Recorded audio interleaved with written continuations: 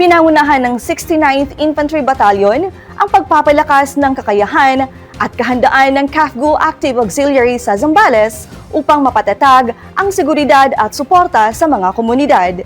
Narito ang ulat ni Riza May Lamoste.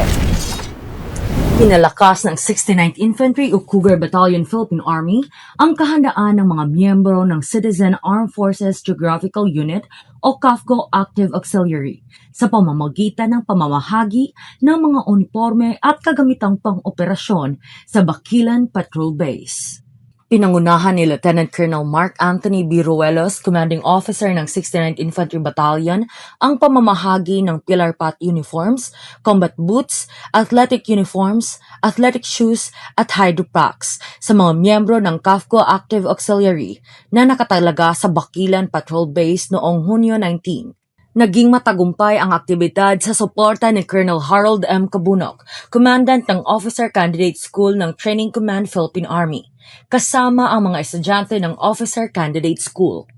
Layunin ng programa na mapahusay ang kahandaan at profesionalismo ng mga CAFGO Active Auxiliary bilang katuwang ng Philippine Army sa pagpapanatili ng kapayapaan, kaayusan at seguridad sa mga komunidad.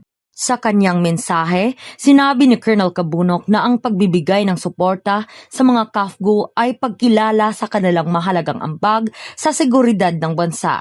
Binigyang diin din niya na ang aktibong pakikilahok ng mga officer candidate school students sa mga ganitong gawain ay mahalagang bahagi ng kanilang paghahanda bilang mga magiging pinuno ng hukbo.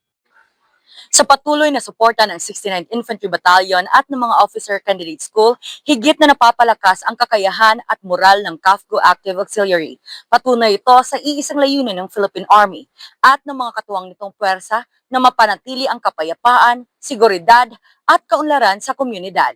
Mula rito sa Bakilan Patrol Base, ako si Riza May Lamoste, ang inyong pamilyang kaugnay para sa matatag na hukbong katihan ng Pilipinas.